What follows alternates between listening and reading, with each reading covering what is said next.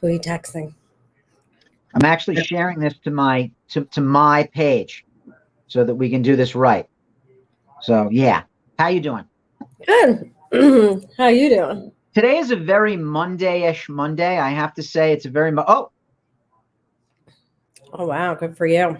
Yeah, not trying to not trying to do anything inappropriate here, but I did get my microchip installed this morning. I got to go back for the second microchip in a month. And April 26th, as a matter of fact.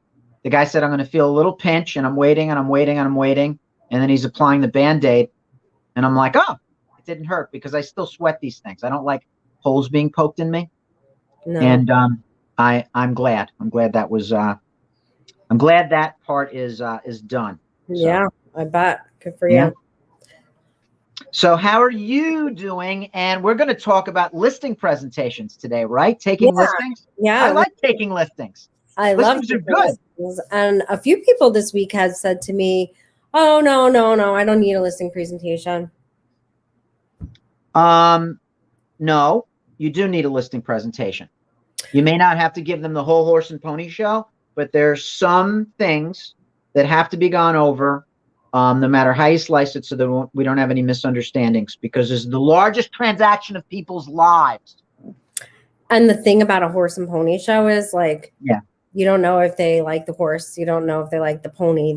You don't know if they like both of them. You don't know if they don't like any animals. You don't know anything, basically. Even with people that if you haven't been practicing like in-depth personality profiling for years and years and years, I can guarantee you that you don't even know what your friends and family would want as far as a presentation goes. You really don't, because unless you're thinking of it from that perspective, and you get into that habit of profiling everybody DISC, which I guess I pretty much am in that habit now, but it took a long time. So, but like my mother, who loves me very much and would probably always list her house with me, it would be a huge mistake if I did not go through an entire listing appointment with my mother. Yes. Okay. I would never. Well, mothers are different animals. Well, no, anybody with my mother. Yeah. Okay. All right. So she has I want to dot the I's, I want to cross the T's, and I want to know how you're going to cross the T's and why you're going to cross those T's, and kind of personality.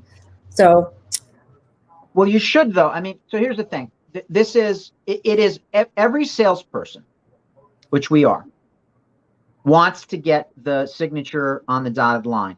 Yeah. And we want to get it as expeditiously as possible. And we don't want to buy it back or talk people out of it inadvertently by going through the whole presentation and missing the mark. But we should understand some basic underpinnings going forward, so that we can manage expectations, so that the consumer understands the process, so that they have an idea of what's going on here, how are we going to do showings and everything like that. Yes. I was in someone's beautiful garden Saturday morning at 11, gorgeous house in Briarcliff Manor. All right. They've lived there for 35 years. Did not give them the slides and this is what we're going to do and everything like that, but went over the nuts and bolts with them so that expectations would be managed and that I wouldn't have them come to me later and saying, why didn't you tell me? That, by the way, is the last thing you want to hear a client say. Why didn't you tell me? Exactly. How come you didn't tell me? Well, how come you didn't tell me this? I learned this all the difficult way, because I have a pretty much magic gift of always getting things signed. I just always did. And I didn't really have to go through it. And then, when you keep running into the same problems over and over again, and you realize that it was big lack of a consultation on your part, and then literally all these years of experience, being able to see around corners before they know about the corners is pretty powerful stuff. And yes, it is. Makes everybody's life a lot easier to have these conversations, so that yes, it is. When the problems arise, they've anticipated that, and they knew that you would have an answer for it. You know. Okay, so let's give me an example. Give me an example of expectations that we have to manage. I've got one in my head, but you give me one. Expectations that we have to manage. Expectations that we have to manage: communication. How you know, like, they can't get mad at you if you were very clear that I'm going to be reaching out to you every Monday morning. Every Monday morning, you will hear from me. You will not have to pick up the phone. You will not have to think about it. You are going to hear from me. Now, if you didn't have that conversation and they're texting you and calling you every day. Yeah, every day and freaking, yeah. And now you're getting like, rah, because it can be frustrating, but you didn't set those expectations. Yeah. Communication is probably and I think it's one of the largest feedback that people give about their brokers was communication. And a lot of that is just the expectation. So if they have this expectation and they're going to hear from you every day, because they heard from you every day before you got the listing, right? Absolutely. You were tenacious, right? To get the listing, we made all these promises and we made all these representations because we're in stiff competition with other brokerages, and we're going to communicate with you. And, you know, these are our happy clients. So yeah, we build ourselves up with good reason, because we're in competition to get the business. Right. We get the business. We should not take our foot off the gas. No, because that's where you get the people who become, like, you know, raving lunatic fans, as I like to say, or the opposite. Or pissed. Right. Yeah, it's either going to go, well, it could go three ways. You can be mediocre, or you can just disappear, or you can create the expectations of how you guys will communicate. I find the more structure, I mean, even when I used to work with buyers, Phil, I would say right off the get-go, like, I don't work whatever day it was. I think it was Saturdays back then. Like, I don't work Saturdays. Nobody ever had a problem with that. Nobody ever like, well, we really, you know, like, it just never was an issue. Of course, if there was a second showing or, like, you know, the inspection or, you know, certain things, I would make a difference, but they were just happy to know that. So communication. That reminds me, by the way, of something I saw. I forgot where I saw it, but it's something along the lines of, please do not mistake my time off for availability.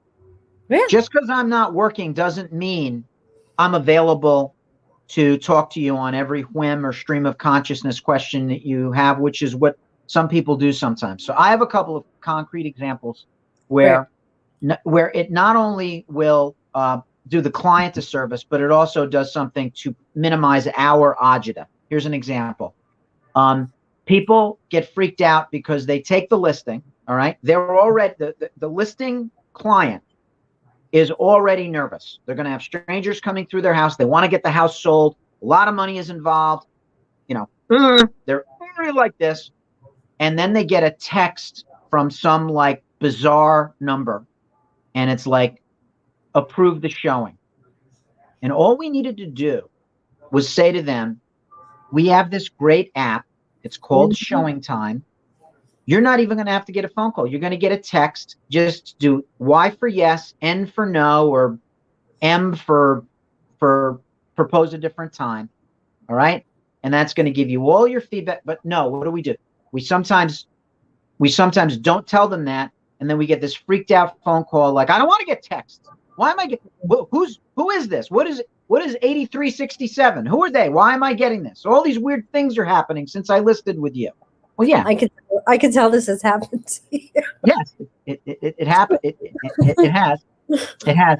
And I always used to say that, like, you phone baby boomers, you email Gen X, and you text millennials. I don't know what you do with Z, but they're a little on the young side. We'll see what happens with them. Not a lot of them own property yet, but so we have older sellers that are like, why am I getting texts? As if, like, their privacy has been invaded, like someone has my cell phone number. Okay, that's an example. Another example is no one left their business card, or they don't know how to. Was there feedback? Feedback? Well, you know, what was the feedback on the showing? You know, my spiel on feedback up in the beginning. You and I both think that, by and large, the effort to go get feedback is a waste of time. It's like wiping your forehead instead of that other thing. If I'm working with a buyer, why am I communicating what my buyer thinks to your seller outside of an offer? Yeah. I'm not. Yeah. What is feedback going to tell you that you don't already know? And why would you think that the buyer agent is going to conspire with us about this? Feedback is just an invention, but look, so feedback is just something we have to manage the expectations. The same thing goes with leaving their business cards. All right. They do something really smart in Connecticut. I love what they do in Connecticut. So you know how here, if we have an open house, we have a sign-in sheet? Yeah. You know what they do in Connecticut? They have a sign-in sheet for all showings.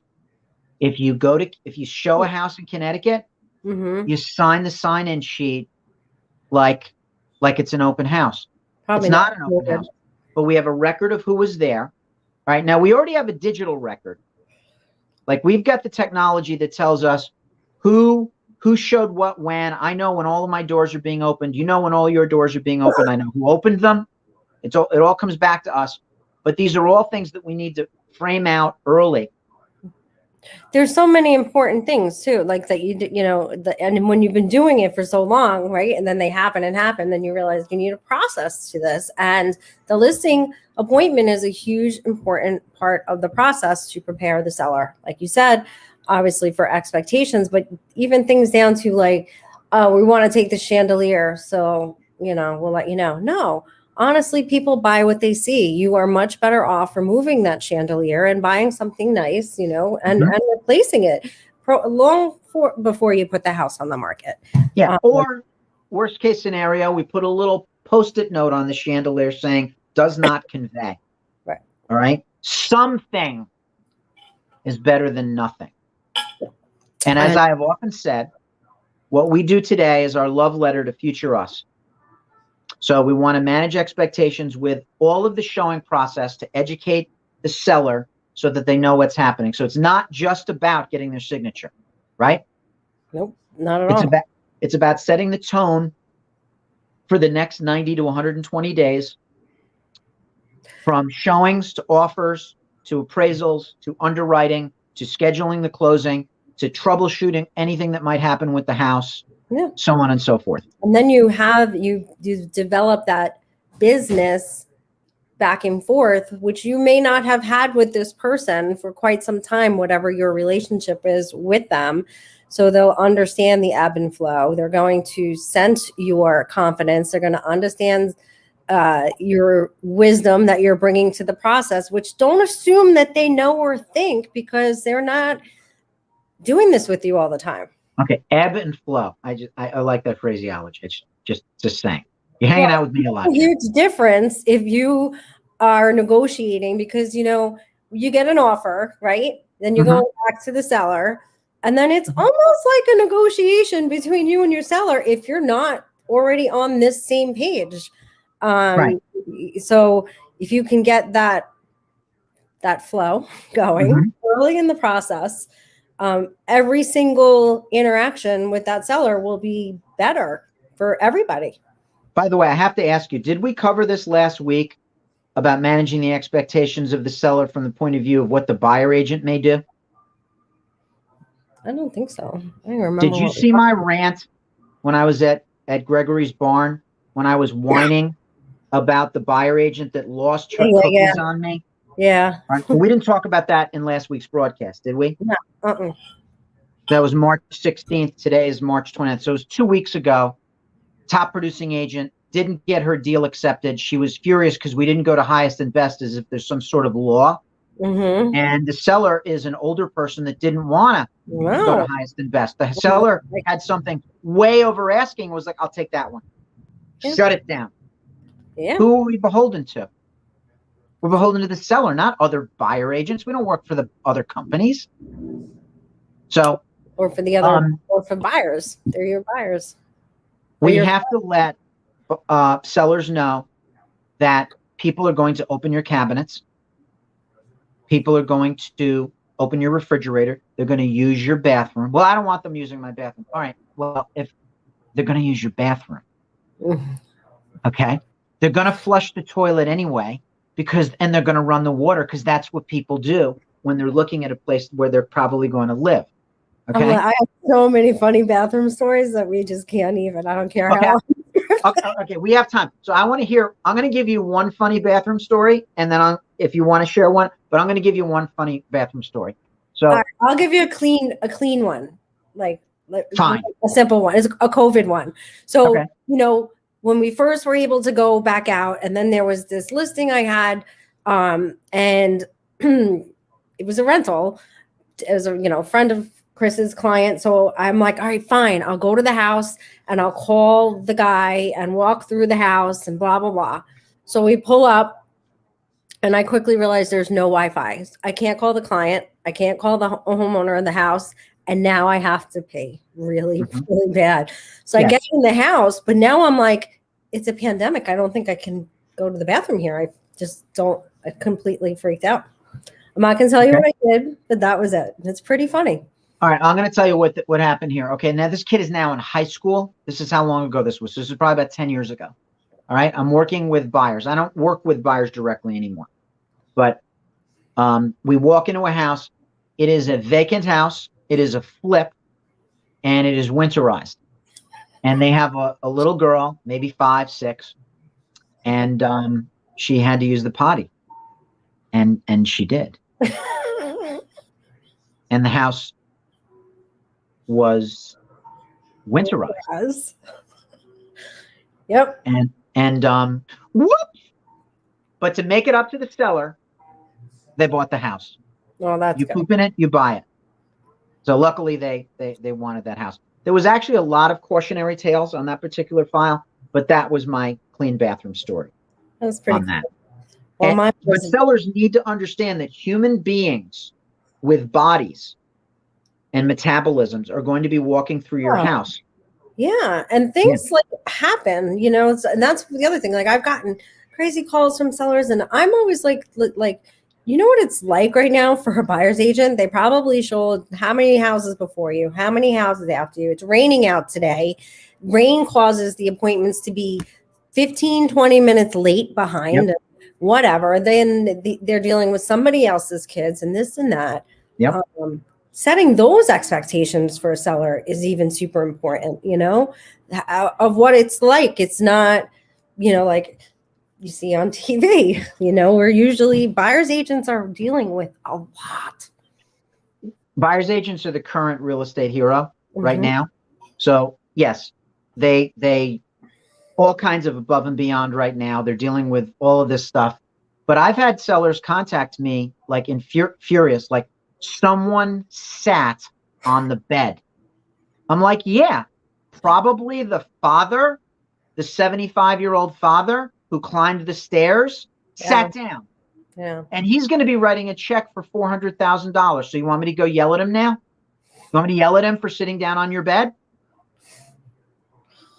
Yep. But now this is the client. Customers you have to be nice to. Clients need to hear something even if it's uncomfortable. Right? You tell clients what they have to hear, not what they want to hear. Someone's going to flush your toilet. Someone's going to use your bathroom. Somebody may get a glass of water. They're going to open every door in the house that has hinges, cabinets, closets. I work 7 days a week through my pregnancy with Julia. I have urinated in so many houses in Putnam County. It was 8 months. It was 8 months. And I just Tim, put that urinated. Tim, put it in the thing. Peed and ebb and flow.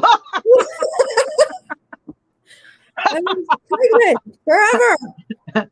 You've ebbed and flowed in many houses. So my kids are now used to this. We're driving around town and I'll be like, see that house? Yeah, Dad, you sold that house. You're like, hey, you see that house? Yeah, Ma. I peed you peed in that house. You ebbed and flowed in that house. Okay, that's good. That is good. But it all boils down to, this is something that Marie Graham says, our favorite stager. How you live and how you sell your house are completely different. Completely different. How you live, it's very private. You walk around in a towel, whatever. When your house is for sale, now it is very invasive. It is very uncomfortable. Wait, I have a theory. Realtors should have to buy or sell a house and move every 5 years, because we forget. It's horrible.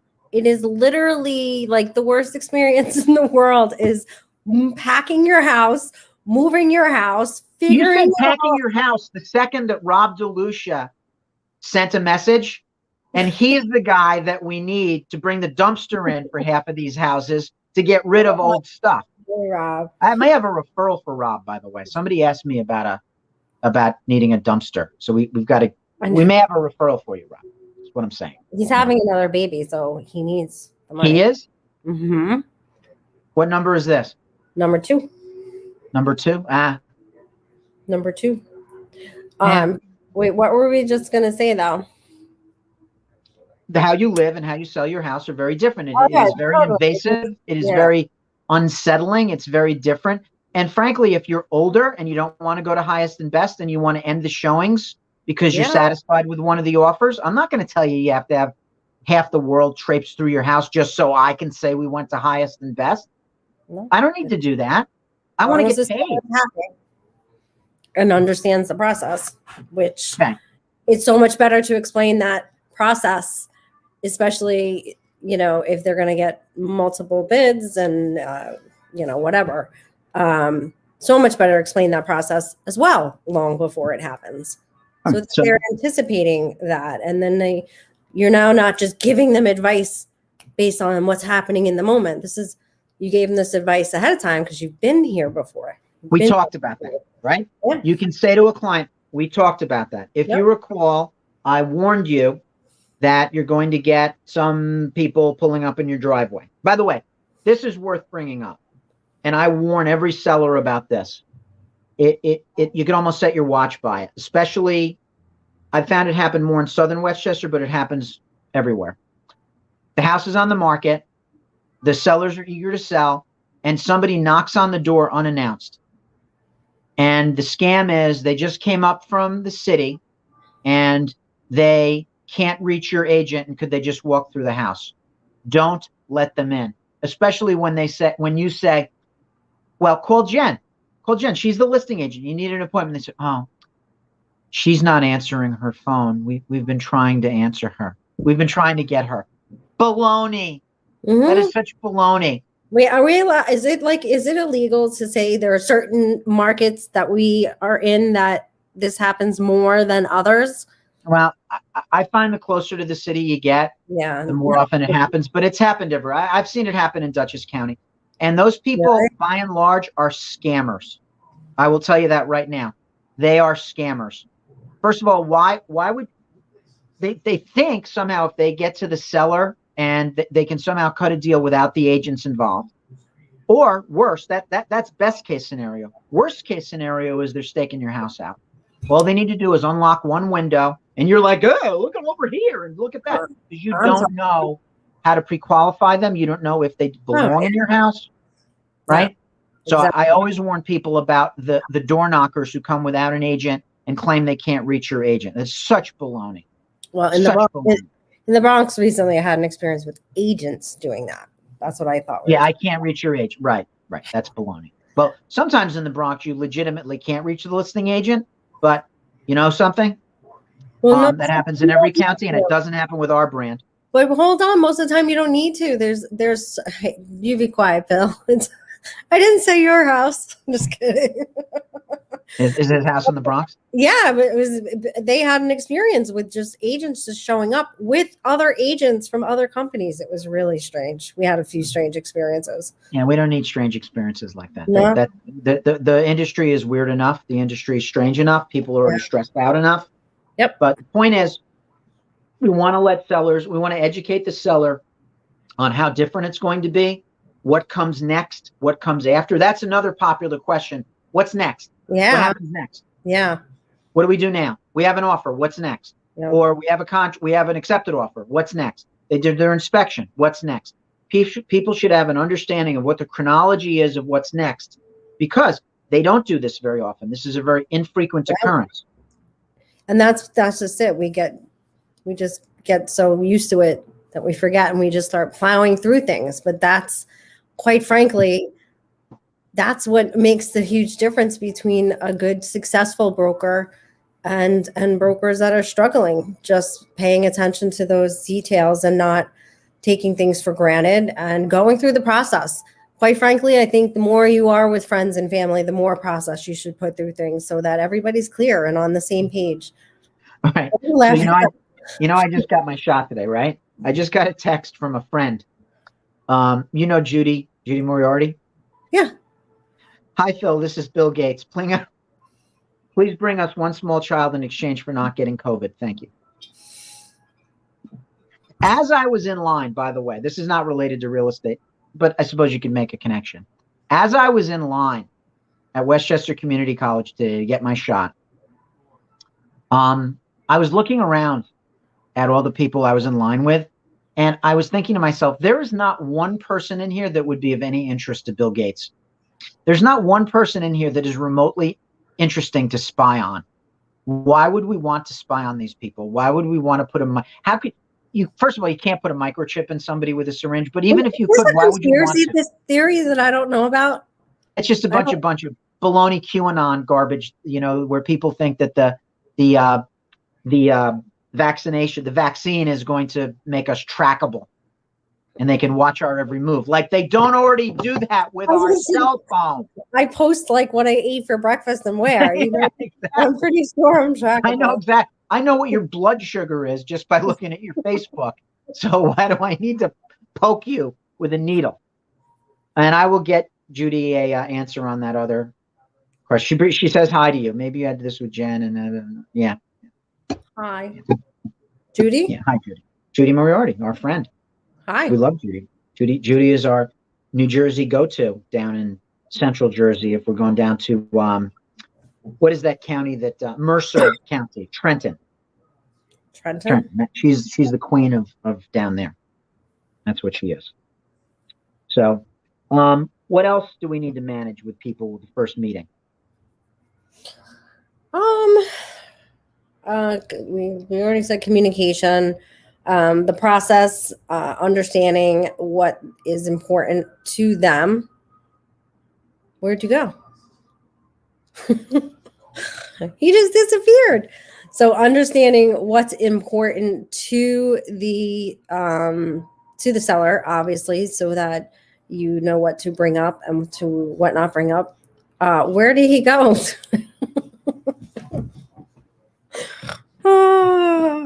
What the heck are you doing?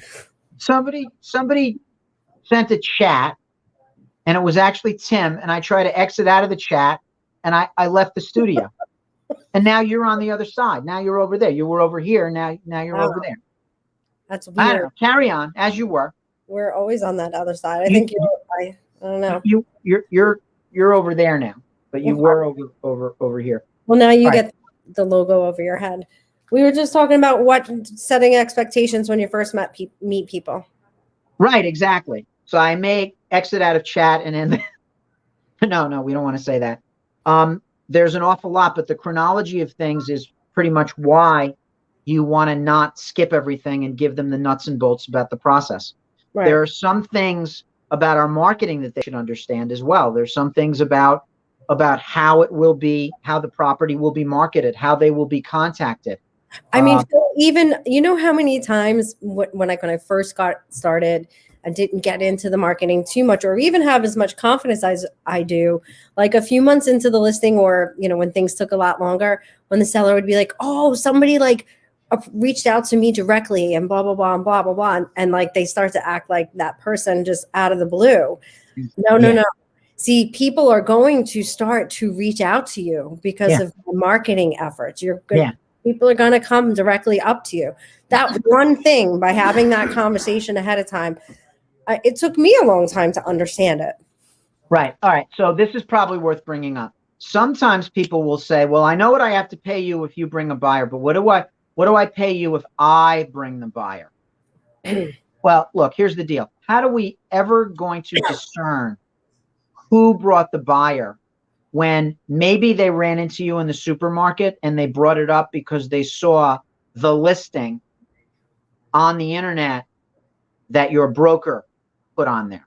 Right. So how do we discern that? You can't. which is why we very, very seldom make special deals, except if there's an exclusion list of people that will already knew that they wanted to sell and haven't bought it yet. Like, for example, if for sale by owner can give us a 30-day exclusion list. But I got to tell you, I've never listed a for sale by owner or anybody with an exclusion up front where they actually use the exclusion. Yeah, I don't think I have either. I was on the flip side of that where I didn't know my buyer was an exclusion. That was not fun. Oh, that would be awkward. That's a whole nother episode. Who the hell were you working with? That was a long time ago. Listen, a lot of the mistakes you make in this business are expensive ones. So it's really good when you have a broker who will be forthcoming with you. Sometimes a lot of my meetings have been, don't do this. Make sure you do that. Make sure you do that. Tuition in the school of life. Expensive mistakes. My very first broker, Paul Krigo, would call expensive mistakes tuition in the school of life. That's what you just paid tuition in the school of life, my friend, as I watched a commission float away. Good judgment comes from experience, and experience comes from bad judgment. Yep. I've got a lot of experience. Yeah, I'm very experienced. We're both very experienced. All right. So I don't have any other witticisms to say. You've done a great job for us. Always there to answer all of your questions. How much are we going to pay this guy for saying all these nice things? Well, double now because he didn't say anything about you. We've never met. Yeah. Nope. Thank you, Bill. No, Bill and Carmen are great. Yes. A lot of business with them. Good. Repeat business is always a good affirmation of your brand. Amen. Yeah. Amen. All right. So we wrapped up. What else should we add? What cherry can we put on top of this broadcast Sunday? This is one of the things that I always say. You know how a plumber comes to your house, comes in, does whatever, but did you ever look inside the plumber's van? I mean, there's more tools inside of a plumber's van than I've seen in probably any other industry. Would you agree? Absolutely. Yeah, sure. Yeah. How often have you ever seen the plumber use more than one tool from that van? Yeah, but they already knew which tool to take in. But they have it. They have the confidence to show up at every single job because they've got it if they need it. So they have it in the holster. Exactly. Even if you don't go through the whole dog and pony show, you don't know exactly until you get down to that table what's important to them. Yeah. Details, facts, stats, maybe. Who knows what's important? Communication. We haven't covered this. It's probably worth bringing up, though. The why they are selling is an under-discussed thing that every listing agent should know, because we have to understand what their orientation is, what's important to them, and that guides us in how we advocate for them. Their reasons for selling is profoundly important. And if you go right into your spiel of how great you are, and you don't listen to them and find out what's important to them, it's potluck. Well, and then when they're arguing over a washer and dryer or over $1,500, you can bring them back and remind them, hey, you told me that the most important thing in the world to you was to be out of this house by the beginning of the day. Yeah. Or to be near your grandchildren. So here we are. Yeah. Exactly. So here we are. We're going to, what's more important? The washer dryer or the grandchildren? We could say that to the other side as well. And we don't want to use the why against them. But we do want to make sure that we bring them back to the reality of everything. Oh, absolutely. It just makes puts the emotion back into the decision, which, most of the time we're trying to keep out of, but this is what they want. This is their the right emotion into it, though. Right. If people can be focused on the future, or they can be pissed off about some perceived slight. Right. So do you want to have the trajectory of the next 18 months of your life ruined over a dryer? No. Probably not. A dryer was not that important. Nope, exactly. Right. We're on the same page. That's too bad. I like it better when we don't. I think we started this with the saying that maybe just get the signature. You might have had a little bit of thinking that. I can't play devil's advocate with you there. I mean, so I don't necessarily think you have to give the entire presentation. If our listing presentation, I believe, is somewhere between 15 and 20 slides. All right. Maybe we don't need to hit them over the head with our international listing system or our virtual reality 3D or something like that. But by and large, they need to know full context of what's going on. And it would also behoove us to summarize things so that take copious notes so that we remain on the same page with them and we keep to ourselves top of mind what their priorities are. Which is a huge reason to use a presentation so that you have the process and remembering all the information you have to get as well. It's really, you know, there's a lot of processing going on when listing a property and information that's important that they're counting on you to catch. So, yeah, people have a lot going on. What is it? My brother just texted me. My brother is texting me. That, by the way, that's what I'd probably look like without hair. My brother just texted me. He and my sister-in-law. I guess they're watching us online. So hi, Jen. Hi, Maria. I guess they don't have your cell phone. Yeah, I guess not. Yeah. So I guess that. I'm trying to think of how we look alike. You do. Look alike? All the Farandas look alike. You know, it's weird. What? We sound alike. Yeah, you do. We sound alike. We're all very nasal. Nasal. We're all very nasal. Yeah. We're all very Am I nasally? I'm not nasally. Yeah, pretty nasal. Yeah, you're a nasal chick. Yeah. Yeah. All right. Anything else, Jennifer? Because I got fires to put out. It's Monday. That's it. It's a good broadcast. We did good. Listing presentation. Yes, we did good. Okay. All right. Good. Take it away, Tim.